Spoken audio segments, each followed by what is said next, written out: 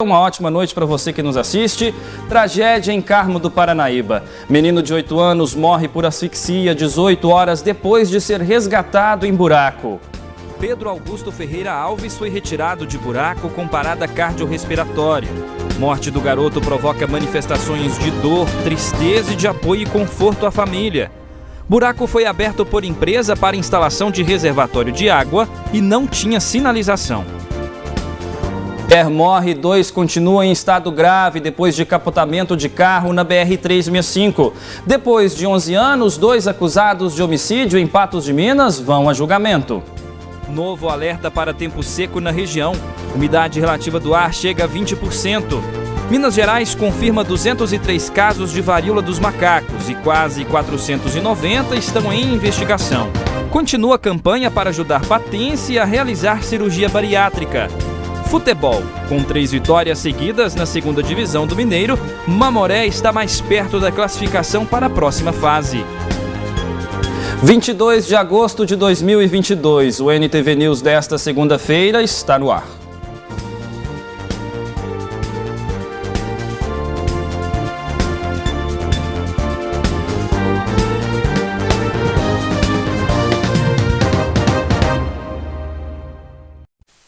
Pedro Augusto Ferreira Alves, um menino de 8 anos, morreu por asfixia depois de um trágico acidente nesta segunda-feira em Carmo do Paranaíba. Ele caiu em um buraco e foi resgatado 18 horas depois com parada cardiorrespiratória. Pedro Augusto, de 8 anos, brincava com uma prima neste loteamento que fica no bairro Alvorada, em Carmo do Paranaíba. No local havia um buraco de 8 metros de profundidade, com aproximadamente 30 centímetros de largura, que estava tampado apenas com uma espécie de madeirite. Pedro caiu na vala e ficou preso por pouco mais da metade do buraco. O Corpo de Bombeiros de Patos de Minas foi acionado para fazer o resgate da criança. Durante toda a noite e madrugada, as equipes se desdobraram para salvar Pedro. 2 outras equipes especializadas da Grande BH auxiliaram nos trabalhos de resgate. Neste vídeo, é possível ouvir as respostas da criança ainda com vida. Então vai fazer o seguinte para mim, você vai passar num bracinho só. Passa só em um bracinho, por favor. Vai não, eu prometo para você que não vai doer, vai ser rapidinho. Militares tentaram usar uma corda para alçar Pedro até a superfície. Depois de 18 horas de trabalho, a equipe de bombeiros foi aplaudida pela população. Porém, a criança estava sem os sinais vitais.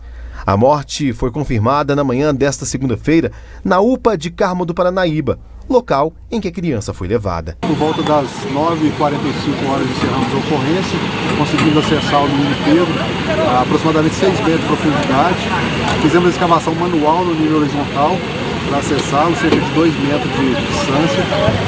No momento em que nós retiramos o garoto Pedro, havia um rebaixamento de nível de consciência e nós tiramos ele já em parada cardiorrespiratória. Nós já estávamos com a equipe médica de plantão, prontidão, com a ambulância, UTI móvel, e imediatamente foi passado os cuidados da equipe médica que levou para a estabilização inicial na UPA daqui de Carmo, Paranaíba. Infelizmente, as notícias da UPA, o médico tentou fazer os procedimentos, mas infelizmente veio atestar o óbito do garoto Pedro. O Valdomiro, que trabalha com a perfuração de cisterna, disse que tentou ajudar usando equipamentos próprios, porém foi impedido de continuar escavando. Para ele, o socorro demorou demais. Eu fiz o possível, aí eles mandou parar, que eu tinha que esperar os lá de Uberaba, outra equipe, eles ligou e mandou interditar. Eu já tinha furado 1,5 metro, eles mandou parar, né? Eu realmente, se eu tivesse furado, igual eu estava conversando com o menino, ele está consciente, me respondendo, talvez podia ter tirado ele em vida, né? Mas como eles interditou e foi fazer reunião, tirar agora cedo, ele não aguentou. É hora de... Demorou demais? Demorou demais. De 3h30 até agora, até 10 horas, eu estava aqui, acompanhei tudo, eu passei a noite aqui, é muita hora. O corpo do menino foi levado para o Instituto Médico Legal de Patos de Minas. A mãe estava inconsolável com a notícia. Esse primo de Pedro conta que a obra não contava com nenhum cercamento ou avisos com faixas zebradas. O primo ainda conta como a família recebeu a notícia do acidente. A prima dele, imediatamente, foi lá avisar a família dele lá, que eles achou que era até uma brincadeira. A irmã dele mais velha, de menor de idade, também veio com a verificar e ele estava dentro do buraco. Aí já arrumou um desespero. Segundo a população, o buraco estava aberto há mais de 2 anos no local. A tragédia estava anunciada, né? Porque é uma área muito boa para os meninos brincar, né?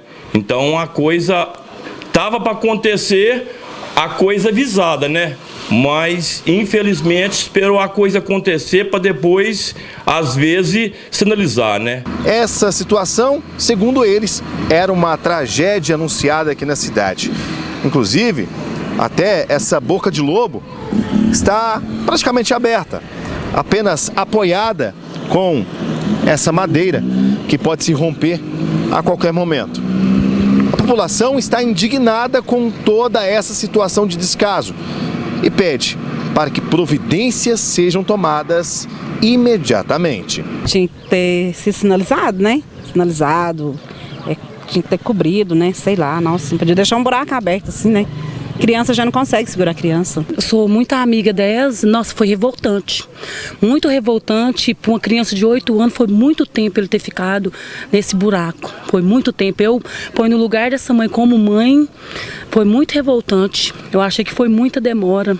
Os moradores contaram que a obra do local pertencia à Copasa. Em nota, a empresa de saneamento disse que a obra não possui a companhia, muito menos possui vínculo com a empresa responsável por perfurar o local. De acordo com a nota enviada pela Secretaria de Saúde do município, as equipes fizeram de tudo para salvar o pequeno Pedro. Porém, ele teria tido uma parada cardiorrespiratória a caminho da UPA e faleceu. A Prefeitura de Carmo do Paranaíba disse que está apurando o caso e que a empresa pode ser responsabilizada após a averiguação. Até o fechamento desta reportagem, a nossa equipe não conseguiu contato com a construtora responsável pelo loteamento. Segundo os moradores, um advogado da empresa esteve presente no local.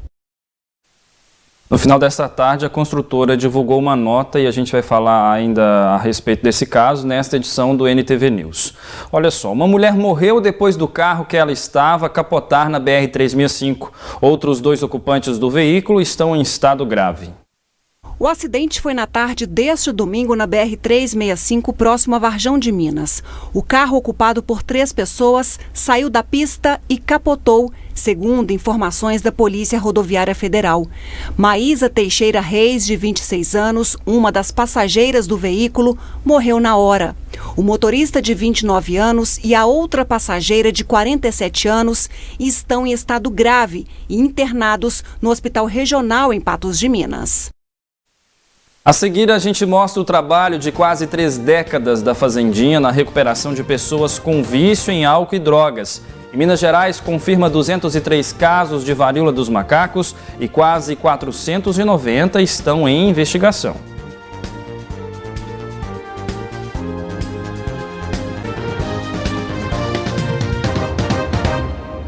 Vamos agora atualizar sobre a situação da Covid-19 em Patos de Minas.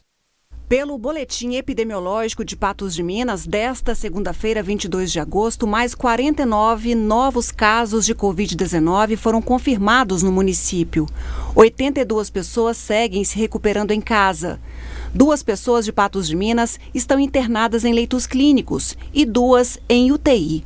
Há mais 2 pacientes de outros municípios internados em leitos clínicos e 1 em UTI em hospitais de Patos de Minas.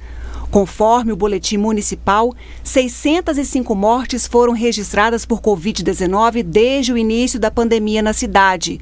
Pelo informe da Secretaria de Estado da Saúde, foram 620 óbitos no município. No boletim epidemiológico sobre a varíola dos macacos, emitido pela Secretaria de Estado da Saúde, Minas Gerais confirmou até essa segunda-feira, 22 de agosto, 203 casos em 13 cidades. A maioria dos infectados são de Belo Horizonte. Há outras 3 confirmações no estado de pessoas que residem no exterior, mas o número pode subir ainda mais. Outros 486 suspeitos de varíola dos macacos são investigados. A Fazendinha Senhor Jesus, há quase 30 anos, trabalha na recuperação de pessoas com algum tipo de vício em álcool e drogas. Neste fim de semana, teve comemoração para celebrar histórias de lutas e superações. O Aldair chegou em 99 em busca de ajuda para se livrar de um vício nessa clínica terapêutica. Ele usava apenas a roupa do corpo, isso porque a droga tinha tomado tudo que ele tinha, inclusive a dignidade. Bebia, fumava, cheirava, fazia bagunça, ia preso. Você perde tudo.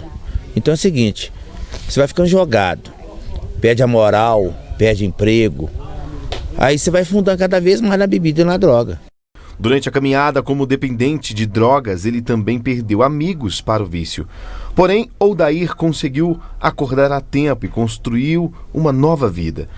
Estou aí, firme e forte, há 23 anos, 17 dias, sem bebida, sem droga, família adquirida.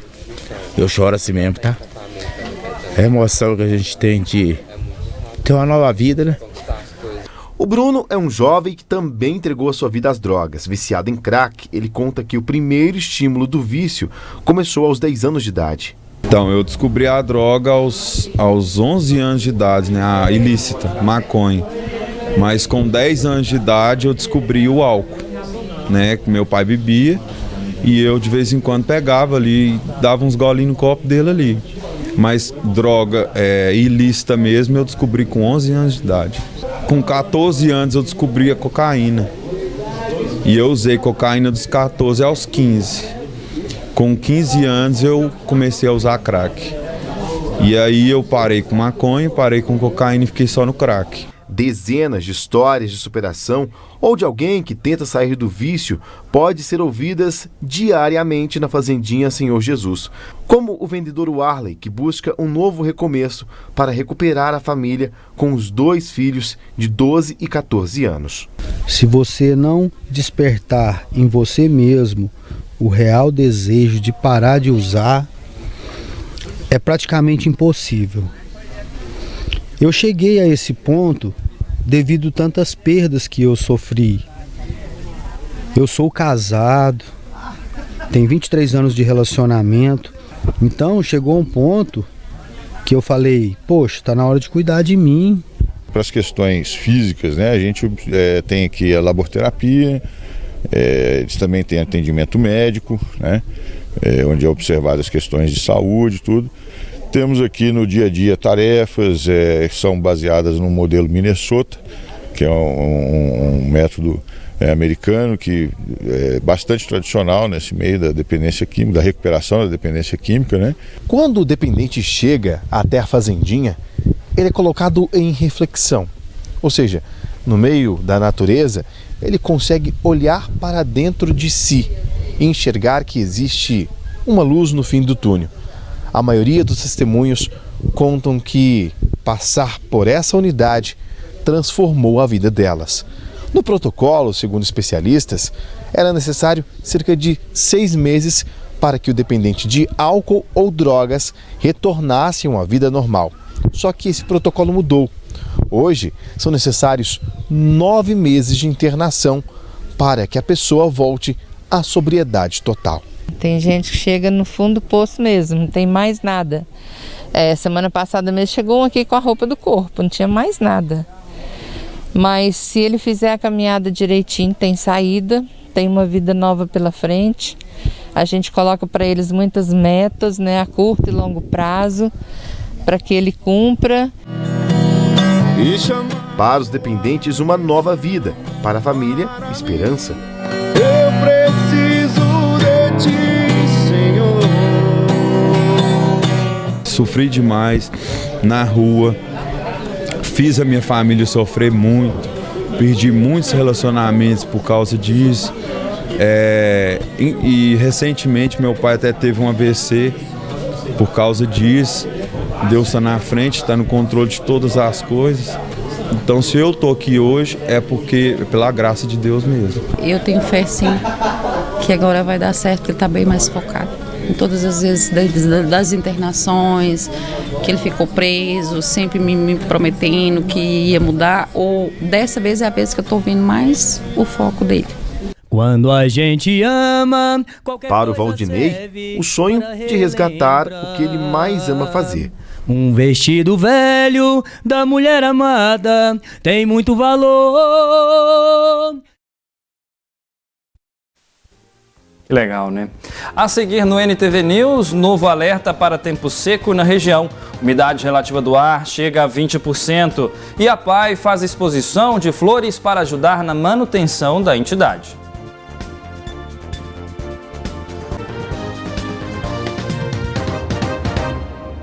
E olha só, a PAI realiza uma exposição de flores para ajudar na manutenção da entidade. A feira segue até o próximo domingo. A visitação da exposição acontece desde o dia 19 deste mês na PAI de Patos de Minas. Na feira, algumas pessoas já se encantavam com tanta beleza no colorido das plantas. Gostei, tem muita planta bonita, orquídea muito linda, bonita. A exposição está acontecendo aqui no ginásio poliesportivo da PAI. São mais de 200 espécies, entre flores, plantas frutíferas e de decoração. Quem vier conferir toda essa variedade vai ficar surpreso com a qualidade e beleza das plantas. Também cuidado, a gente está sempre cuidando, está aguando. Tem plantas que só para sol, planta para áreas internas e externas. Tem planta para todos os gostos aí. Cada planta vendida na instituição terá uma porcentagem de lucro, que será usada na manutenção da PAI. Mesmo com a ajuda de subvenções públicas, a PAI é um órgão filantrópico que depende da ajuda da população. Vai receber, né, um percentual aí de 20% da renda que for vendida aqui, né? E esse dinheiro, esse recurso, ele será aplicado aqui nos nossas despesas aqui do dia a dia, né? Que são muitas. A feira, que vai até o dia 28 deste mês, faz parte da programação da instituição que celebra a Semana da Pessoa com Deficiência Intelectual e Múltipla. Na abertura da semana, na manhã dessa segunda-feira, um ato cívico foi realizado com os alunos da instituição. Ao longo da semana, além de shows, algumas atividades recreativas também serão realizadas na PAI. A feira veio num momento bem oportuno, né, que a última semana de agosto é comemorado a Semana Nacional da Pessoa com Deficiência Intelectual e Múltipla, né? Então, realmente veio assim numa situação bem bacana, que a gente está aproveitando a semana. O horário de funcionamento é das 9 às 19, todos os dias, até o dia 28. Vale a pena conferir. O tempo segue firme com alerta para baixa umidade relativa do ar no Alto Paranaíba e Noroeste Mineiro. Vamos aos detalhes. Previsão do tempo. Oferecimento New Color. Óticas New Color. 35 anos de tradição e qualidade em Patos de Minas. Para esse início de semana no Alto Paranaíba e Noroeste Mineiro, poucas nuvens e tempo firme. A umidade relativa do ar continua baixa. Chega a 20% em alguns momentos do dia, conforme o IMET. Por isso, alerta amarelo para as condições do tempo seco. A tendência é de elevação das temperaturas mínimas. Em Patos de Minas, nesta terça-feira, mínima prevista de 13 graus e máxima de 28. Mesma previsão para Coromandel. Em Carmo do Paranaíba, varia de 12 a 27 graus. Em São Gonçalo do Abaeté, mínima de 13 e máxima de 29. E em Guimarães, a temperatura varia de 13 a 27 graus nesta terça-feira.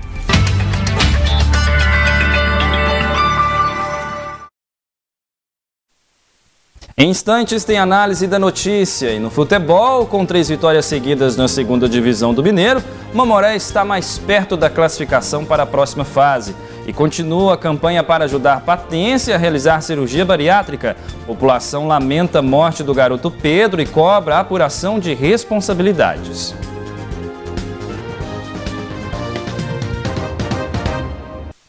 Vamos falar de futebol. A terceira vitória consecutiva do Mamoré colocou o Sapo no topo da tabela do Grupo C da segunda divisão.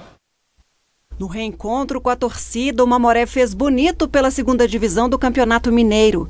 Venceu por 4-1 o Inter de São Gotardo no último sábado no Bernardo Rubinger de Queiroz.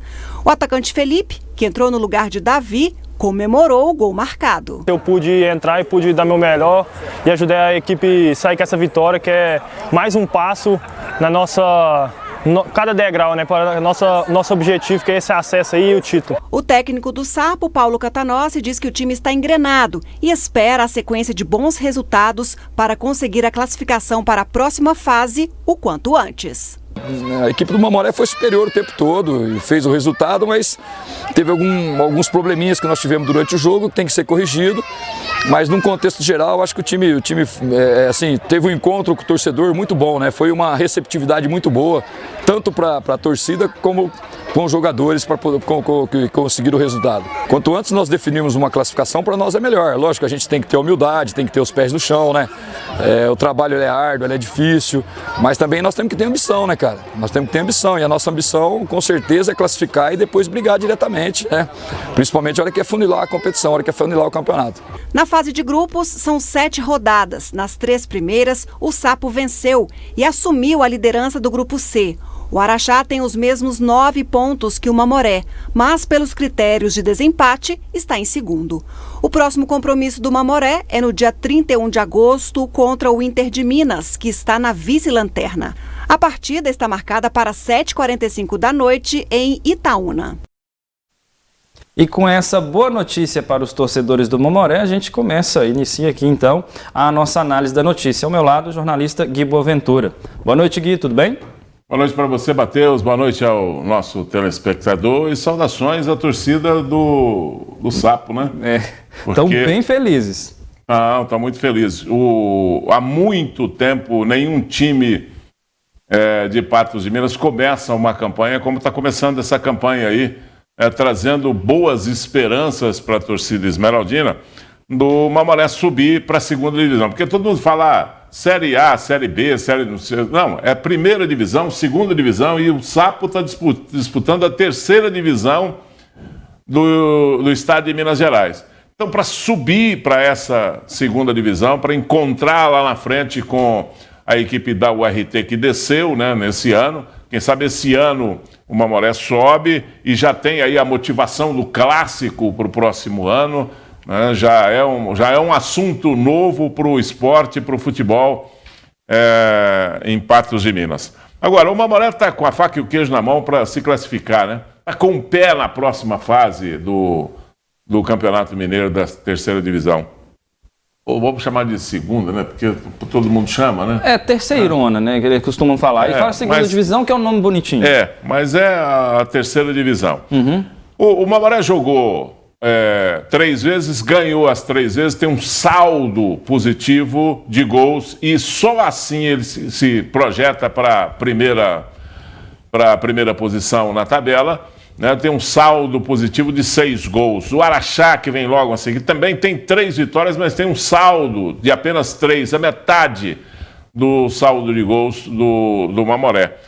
E o Mamoré tem na tabela aí pela frente. O Araxá joga contra o Nacional, joga em casa, mas ali tem uma rivalidade muito grande, né? O Elefante e o Ganso vão se encontrar e eles têm uma rivalidade muito grande ali, vai jogar lá no estádio Fausto Alvim. E esse jogo é um jogo parelha.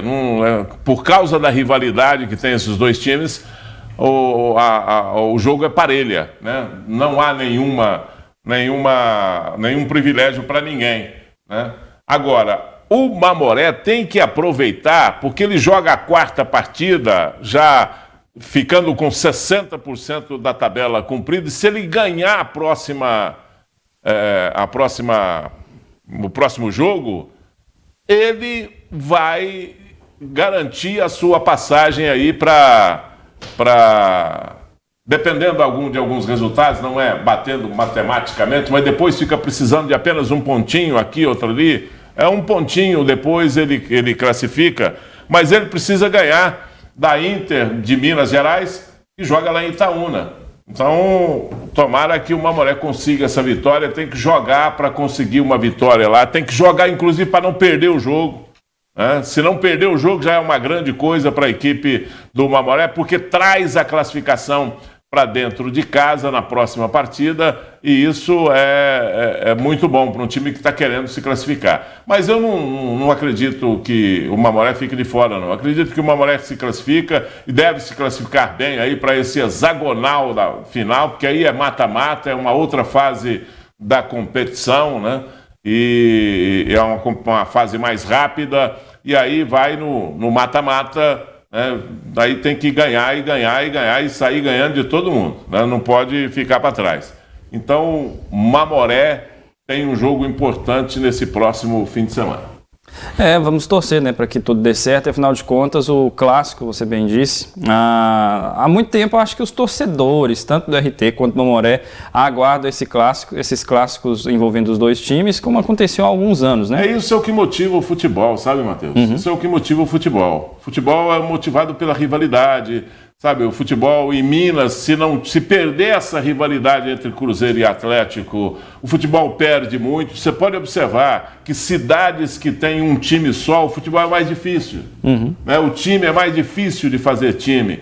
Eu me lembro bem que em Uberlândia, quando na primeira vez que Uberlândia fez 2 times profissionais que disputaram o campeonato mineiro, Uberlândia foi campeão nacional. Foi campeão da Série B, da Taça de Prata, do Campeonato Brasileiro. Então, por quê? Porque tinha o 15 de novembro, que foi bancado pela UFO, né, e colocado lá para jogar, e fez rivalidade com o time. Quando estavam bem em Uberaba, o Uberaba e o Nacional, né, os dois times, e principalmente o Uberaba, fazia grandes times, fazia grandes campanhas no Campeonato Mineiro. A mesma coisa quando acontecia lá em Juiz de Fora. O Tupi e o Sport, eles estando os dois bem disputando um campeonato mineiro. E daí para frente, essas cidades que só tem um time de futebol, e acontece aqui também em Patos de Minas, né?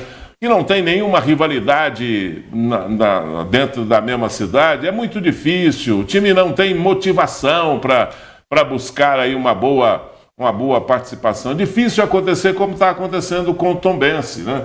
Tombense porque é uma outra administração, é um outro modelo, contrataram profissionais que fazem os times e que tocam esses times de futebol e tocam com uma outra visão e tal. Mas se for tocar pela rivalidade, a rivalidade é muito importante, né? Se tendo 2 times aí, você vai ver que se o Aimoré subir e for disputar uma segunda divisão com a URT participando, você vai ver que o campeonato vai ficar muito mais emocionante. Um clássico no ano aqui motiva as duas equipes, né? Porque quem ganhar o clássico está com meio caminho andado aí para o sucesso. É uma festa. A gente muda um pouco de assunto porque continua a campanha para arrecadar dinheiro para a realização de cirurgia bariátrica de Patense. A obesidade já atrapalha funções básicas como a locomoção. No mês de junho, mostramos a situação da Nicole, que após se acidentar no trânsito no ano passado, feriu as 2 pernas e precisou realizar procedimentos cirúrgicos.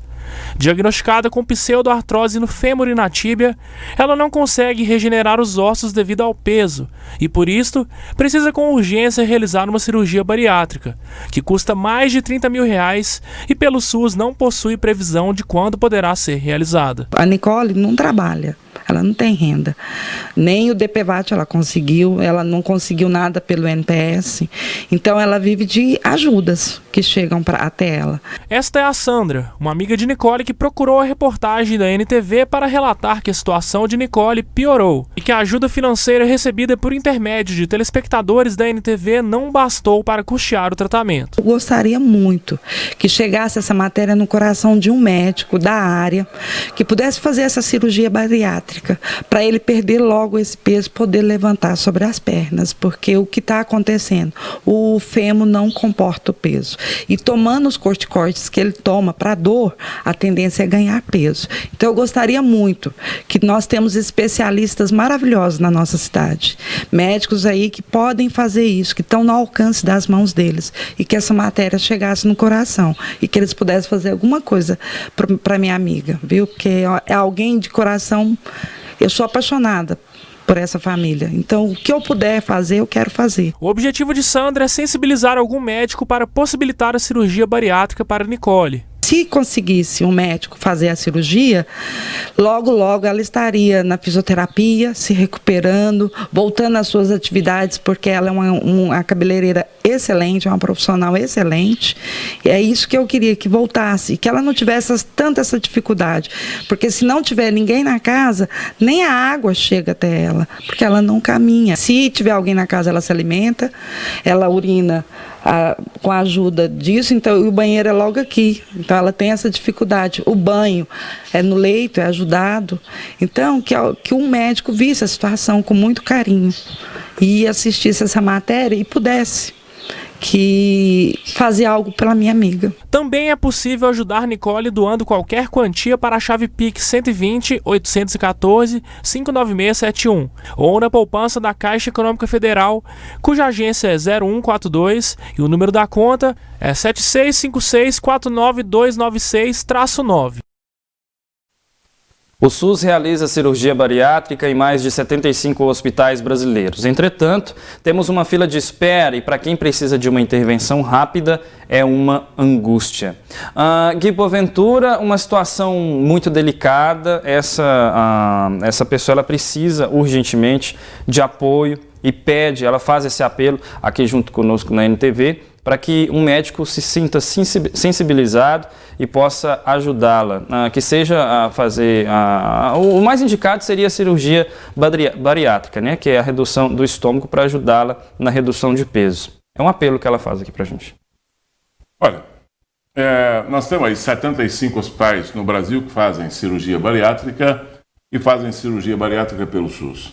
Agora, essa questão da morbidade, ela é entendida, sabe, com uma determinada distância, por quem autoriza, ou pelo SUS, por exemplo.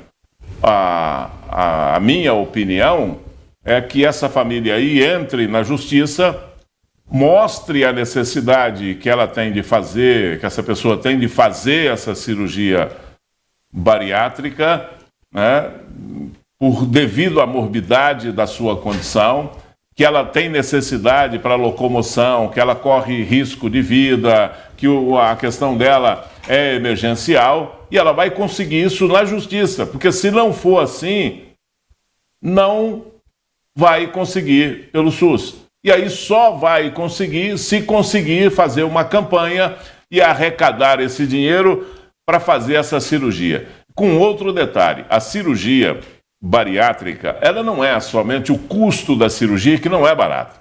Uma cirurgia bariátrica não é uma cirurgia barata. Ela é razoavelmente cara e a manutenção, o pós-cirúrgico dela continua sendo caro, a pessoa continua gastando dinheiro. Então é preciso também desse suporte para o pós-operatório. Agora é de se lamentar, viu? Porque Patos de Minas tem um dos melhores centros para o tratamento de obesidade, e principalmente para a cirurgia. Tem um cirurgião aqui, que é o Dr. Edson Antonassi, que é um estudioso do caso, já evoluiu muito depois que ele abriu aqui o centro chamado Pro Saúde, aqui em Patos de Minas. O tratamento em Patos de Minas é um tratamento de primeiro mundo, só que é um tratamento que não é alcançado por essas pessoas que são atendidas pelo SUS. Tanto o tratamento aqui em Patos de Minas, o tratamento em relação à cirurgia, da bariátrica, quanto o pós-operatório de uma cirurgia bariátrica em Patos de Minas, é um dos melhores do mundo. Falar isso nos traz uma satisfação muito grande e depois nos traz imediatamente uma tristeza muito grande, porque o tratamento é para poucos, não é para todo mundo. O SUS não paga esse tipo de coisa, né? Então é realmente de se lamentar. E eu aconselho essa família aí para entrar na justiça, procure a justiça, procure o Ministério Público, entre com uma ação na justiça, que ela vai conseguir essa autorização, a obrigatoriedade do SUS de fazer essa cirurgia. Gui, a gente muda de assunto porque a morte trágica do garoto Pedro provocou uma série de manifestações em solidariedade à família e também de questionamentos. Nas redes sociais da NTV e Patos Já, muitas pessoas comentaram sobre a morte de Pedro Augusto Ferreira Alves, em Carmo do Paranaíba, nesta segunda-feira. A morte trágica provocou uma onda de dor e tristeza e manifestações de apoio, conforto e amor à família do garoto de 8 anos. O governador Romeu Zema também lamentou e postou na rede social que, apesar dos esforços dos militares do Corpo de Bombeiros, o menino não resistiu e manifestou condolências aos pais e familiares de Pedro. Nas redes sociais da NTV, Patos Já e também da Prefeitura de Carmo do Paranaíba, sentimentos também de indignação e pedidos de apurações das responsabilidades junto à empresa, porque o buraco estava aberto sem nenhum tipo de sinalização e alerta de perigo. Gui, a maior crítica que pudemos notar ao longo de todo esse caso foi que o local não estava sinalizado. E era um buraco com uma profundidade, a gente pode afirmar, de certa forma, grande, né? Cerca de 6 a 8 metros. E uma criança cai nesse buraco, vem a óbito, uma situação muito delicada. A Prefeitura já disse em nota, ela afirmou na Prefeitura de Carmo do Paranaíba, que a responsabilidade para fiscalização desses tipos de construções é do CREA, tirando aí a responsabilidade da Prefeitura e do órgão público nessa tragédia. Mas o órgão público tem sim uma responsabilidade, a responsabilidade de fiscalizar, a responsabilidade de proteger a vida dos cidadãos. Nesse caso aí, não tinha nem que estar sinalizado. Um buraco desse aí, numa obra que é uma obra particular, tem que estar inacessível, a não ser pelos profissionais que ali trabalham, com todos os equipamentos, com todos os EPIs, com todo o aparato de segurança. Gui, é só um buraco de 30 centímetros por 8 de profundidade.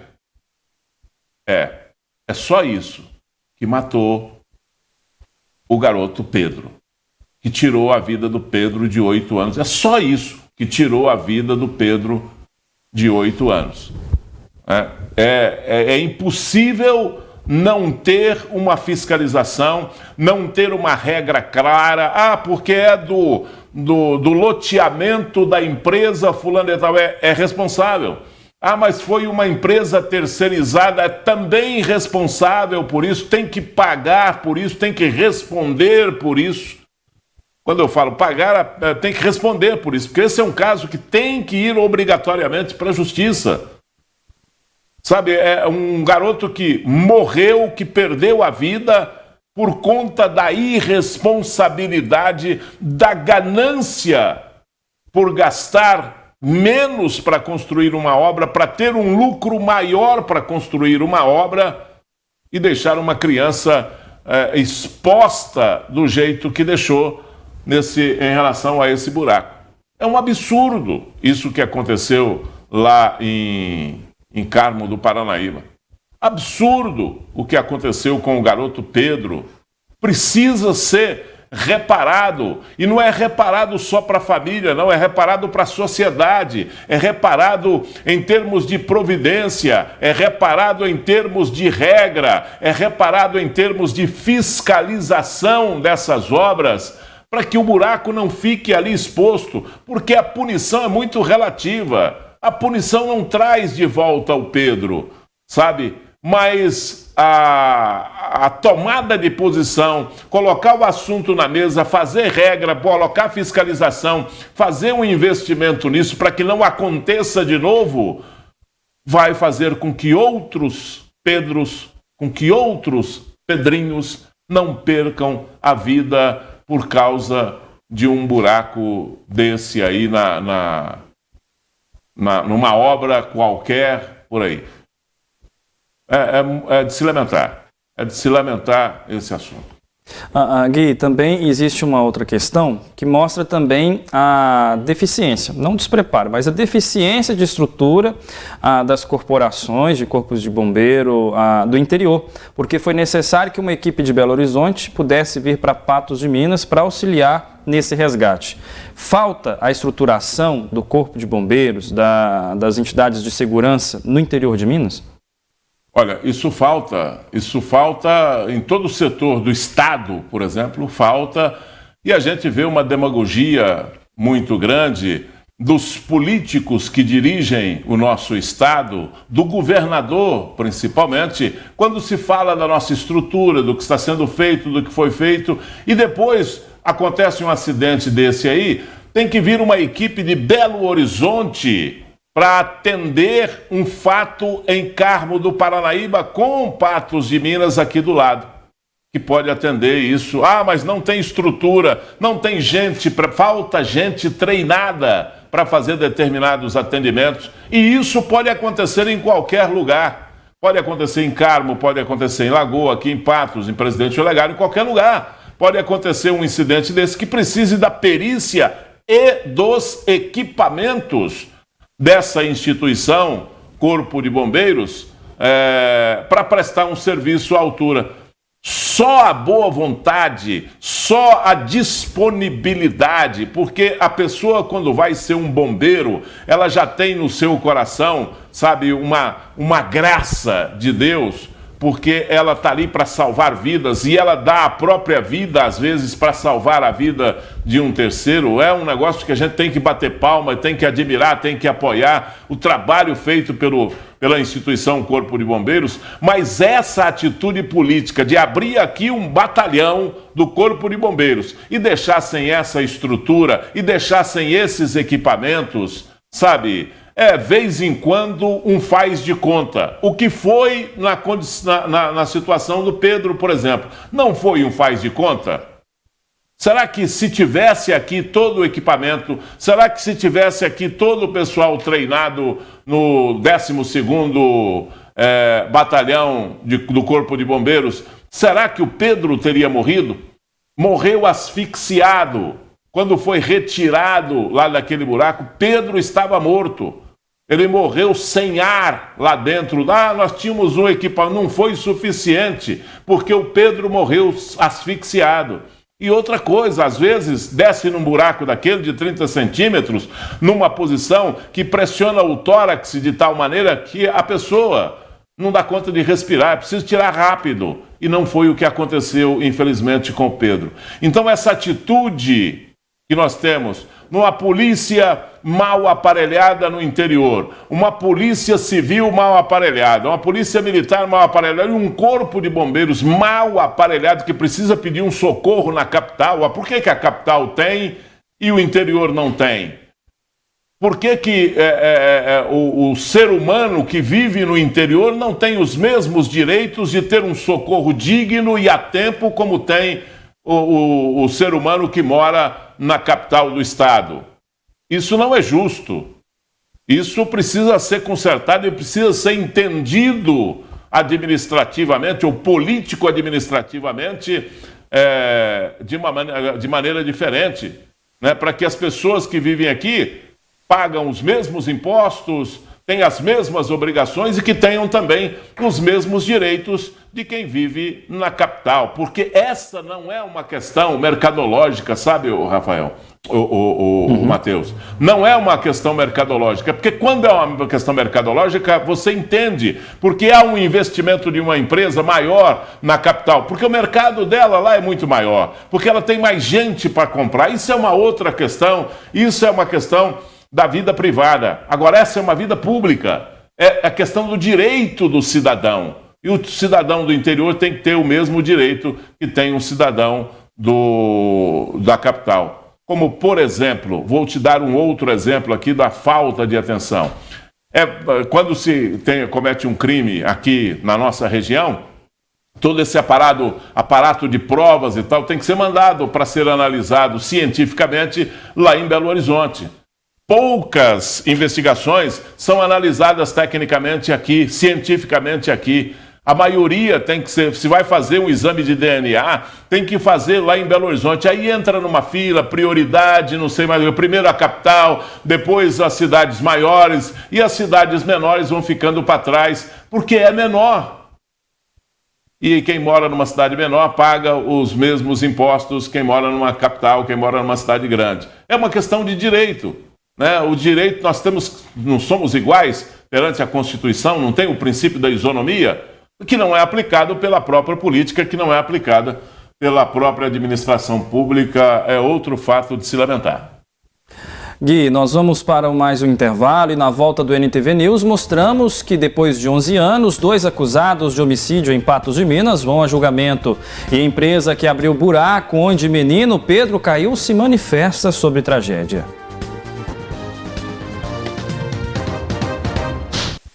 Depois de 11 anos, foram levados a julgamento nesta segunda-feira em Patos de Minas 2 acusados de homicídio. Lucas Henrique e Danilo Rocha respondiam ao processo em liberdade. O crime aconteceu no dia 17 de dezembro de 2021, na rua Venceslau de Souza, no bairro Jardim Aquários. Danilo Rocha de Souza e Lucas Henrique Cândido Gonçalves foram acusados de matar Éden Martins Benfica, com pelo menos 10 disparos de arma de fogo na porta da casa de um amigo da vítima. A denúncia aponta que os dois agiram por motivo torpe. A denúncia ela imputa o crime de homicídio qualificado, imputa ao Danilo e também ao Lucas. E após um mandamento do processo, a produção de alguns depoimentos e provas, a princípio trazidas durante o processo, os réus estão sendo submetidos hoje a julgamento em plenário.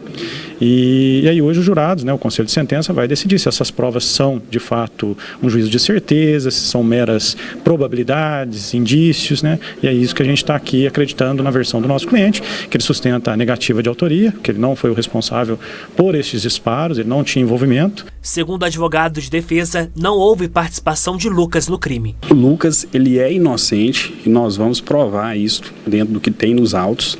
Nós temos testemunhas oculares que estavam com ele em outro local.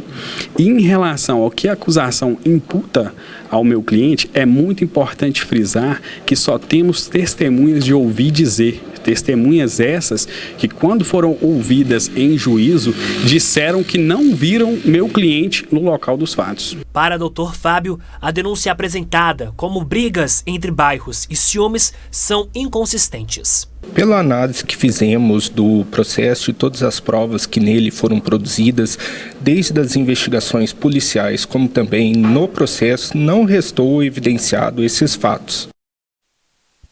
E ainda sobre a tragédia em Carmo do Paranaíba, a empresa responsável pelo loteamento onde o buraco foi aberto para instalação de reservatório de água em Carmo do Paranaíba se manifestou sobre a morte trágica do menino Pedro. No local não havia nenhum tipo de sinalização ou alerta para o perigo. A prefeitura diz que também apura as responsabilidades. Cumprindo a agenda em Araxá, o prefeito de Carmo do Paranaíba, César Caetano de Almeida Filho, não concedeu entrevista sobre Pedro Augusto Ferreira Alves, criança de 8 anos morta após cair em um buraco no bairro Alvorada. Já a assessoria de comunicação da prefeitura esclarece que o loteamento onde o menino faleceu é privado e estaria sob responsabilidade da ATR Construtora Limitada, empresa situada em Lavras, região do Campo das Vertentes de Minas Gerais.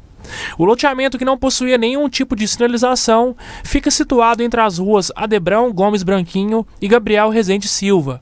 Entretanto, como a fiscalização de loteamentos fica a encargo do CREA, a prefeitura ainda não pôde emitir um parecer sobre o incidente. A prefeitura afirma que está analisando toda a documentação, que o local que possui a vara de construção, que a construtora possui a vara de construção necessária, mas que apenas na manhã dessa terça-feira irá emitir uma nota sobre tudo o que aconteceu aqui nesse loteamento que culminou na morte do pequeno Pedro, de 8 anos. A assessoria afirma que durante as 17 horas de resgate, a Prefeitura de Carmo do Paranaíba não mediu esforços, disponibilizando maquinário, médicos, ambulâncias e todo o efetivo possível para ajudar Pedro, inclusive no esforço de tentar reanimá-lo na UPA. Procurada por telefone pela reportagem da NTV, não conseguimos contato com a ATR Construtora Limitada, mas por meio do WhatsApp, a empresa enviou uma nota em que a empresa expressa pesar e tristeza, se solidarizando aos amigos e familiares da vítima. Eles informam que as causas do acidente estão sendo apurados e que uma empresa terceirizada executava obras para a instalação de um reservatório no local. Na nota sem assinatura, a empresa ainda esclarece que o loteamento Alta Vila é um empreendimento de sua propriedade devidamente aprovado, licenciado e registrado pelos órgãos públicos competentes. Pedro está sendo velado na funerária Carmense e será sepultado na manhã desta terça-feira. Uma tragédia, Só né? Faltou o fiscalizado, licenciado, liberado, registrado e fiscalizado. O fiscalizado não foi, por isso é que aconteceu a tragédia e alguém tem que pagar por isso, né? Alguém tem que responder a essa responsabilidade. Os responsáveis precisam ser encontrados de fato. A família, a toda a equipe da NTV deseja os nossos sinceros sentimentos. E a você que nos assiste, a programação da NTV segue. Eu volto amanhã às 11h30 no 30 Minutos. Boa noite. Boa noite, Gui. Boa noite.